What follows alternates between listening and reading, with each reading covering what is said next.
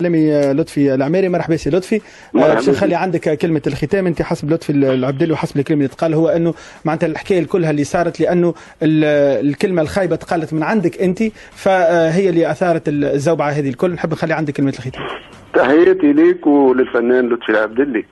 حبيت نقول اللي راهو اذا الجمهور يتعامل معاك كما جمهور الكوره، خاطر عندنا فنانين خاصه في المسرح رباو الجمهور كي جمهور الكوره وخاطبوه باللغه نتاع الكوره، والكلام اللي يتقال في الجرادانات يقولوا فيه في المسرح. دونك هذاك علاش تولي علاقه كيما علاقه جمهور الكوره، فهمتني؟ هذه حاجه. حبيت نعرف زاد علاش لطفي العبدلي قبل يتفاوض مع السلفيين وما قبلش باش يحكي مع الاعلاميين، ربما لانه الاعلاميين ما عندهمش سيوفه في ايديهم، عندهم اقلام وما يحكيوش بلغه الفن، يحكيوا بلغه الفن.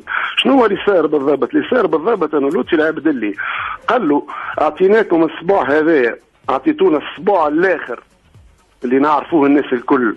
وقت اللي سمير انت تعرفوا وقت اللي سي سمير ديلو رد عليه رد مقنع، لطفي العبدلي خاف، قال له شبيك فهمتني بالغلط، انا شكون قال لك نقصد في الصباع هذاك؟ وقتها انا تدخلت قلت له يا لطفي يا تكون شجاع وتمشي للاخر في الشيء اللي قصدته وتدافع على روحك، يا تعتذر وتقول انا غلطت وهذا ما ينقص لك حتى شيء. هذا اللي صار بالضبط. قلت له انت قصدت صبع الوسط، قول للوزير راني قصدته، علاش توا رخيت كي هو حمر فيك عينك واعطاك اجابه سكتتك؟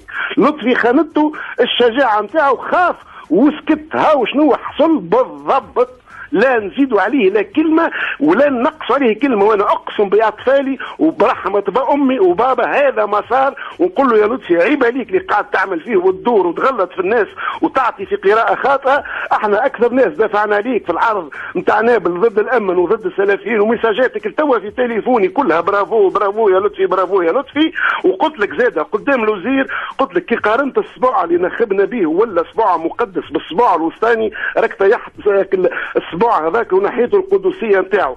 هذا اللي قلنا له لطفي العبدلي اللي مش اول مره يقول كلمه زايده، عنده برشا سوابق في الشيء هذايا. وصل حكايه على حزام العفه وسماه مباشرة وسماه مرة أخرى في نسمة. ما فهمتش المرة هذه علاش حب يدور في الحياسة وما لقاش الشجاعة نتاعو. إذا اليوم حس أنه الرأي العام دار عليه لأنه قال كلمة ما تتقالش الوزير، ومش هي المشكله في الكلمه، المشكله انه ما لقاش الشجاعه نتاعو باش يدافع ويقول يتحمل مسؤوليته. بقى يدور من بقعه بقعه من بلاتو لبلاتو من اذاعه لاذاعه وهو قاعد يبرر في اشياء لا تبرر.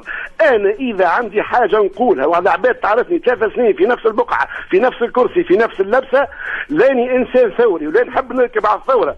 لطفي العبدلي يقول انا صفقت البن علي، صحيح انا كتبت على بن علي، اما ينساش اللي هو العرض هذا بيدو اليوم يقدم فيه الجمهور الثوره، هو العرض بيدو اللي يقدموا الليله بن علي في الفضاء نتاع ليسا والجماعه نتاعها هكا الفضاء. سي لطفي خلينا من الحكايات هذه نتاع الكلام نتاع الانفعال وكل شيء شكون عمل بن علي. المشكله اليوم هل فما نيه انه معناتها ما نحبوش احنا اعلامي ومبدع؟ لطفي العبدلي جاب حذانا 3 أو 4 مرات، اكثر ضيف جاء البرنامج لطفي العبدلي، اكثر ضيف دفعنا ليه لطفي العبدلي. واحنا مش اول مره يجينا وزير، نحترموا الوزير لكن ما نخافوش من حتى وزير، وما فهمش علاش مش نخافوا من الوزير. علاش؟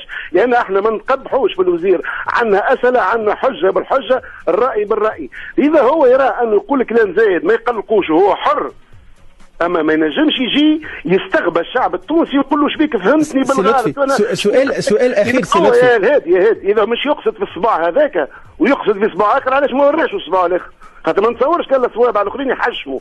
باهي سي لطفي، فقط سؤال، علاش التوضيح هذايا ما تمش في برنامج بلا مجامله في اخر عدد، وهكا على الاقل تتسكر الحكايه ما تقعدش تتناقل فيها وسائل الاعلام كل واحد بشكله وبطريقه. هذا تسال عليه هذا الذوادي المعدة تاع البرنامج. حاجه اخرى نقولها لك وربما بها اختم، يا لو كان سمير ديلو تقلق من كلامنا احنا في البرنامج مش من كلام لطفي العبدلي، راهو ما امس تو تشوفوها غدوه كيفاش رحب بهذا الذوادي ترحيب خاص في معرض الكتاب واعطاه تصريحه للبرنامج. دونك ظهر موقفه ماهوش من البرنامج، قام لانه عرف اللي لطفي العبدلي جاه باش يقول كلام ربما ما يساعدوش كوزير يسمعوا، لا مش معناه ما يساعدوش خاطر ينجم يرد عليه، اما ربما حصل النقاش باش يهبط الدرجات لوطه ولوطه ولوطه، فهذاك علاش خير الانسحاب. واضح. الضيف هذاك ضيف البرنامج ماهوش ضيف لطفي العبدلي، ما منعناش لطفي العبدلي باش يتحدث حاجه برك. انا طلبتها منه قلت له كون شجاع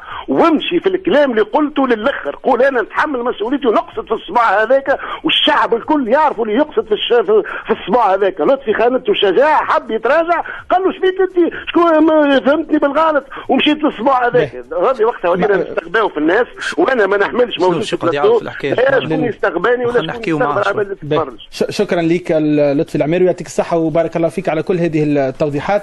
فقط عيب ان توا في تونس بلاد شاعله وكل واحد شاد كلمه في فمه عاملها كالوقيده وكلمه عاملها كالقنبله ونشعلوا فيها، والتونس مش ناقصه حكايات فارغه كيف هكا نتاع انه الصباع وانه كذا. والله انا حاشم على روحي اني نعمل في تدخل من النوع هذا، ونعتذر نعتذر للجمهور نتاع موزايك وجمهور كبير ان وصلنا معناها للدرجه هذه من المستوى. نقول لطفي ربي يهديك، راه نحبوك كفنان. عايشك يا لطفي، انا نقول لك ربي يخلي لك بنديرك. لا تبقى على الرقح، تتكلم في الرقح نسمعوك خير من نسمعوك في البلاتوات. ربي يخلي لك بنديرك، وانا نقول لك الرب يا لطفي وانت تفهمني. شنو يعطيني الصحه من بعد ما تكلم هو باش نقعد ساكت معناها.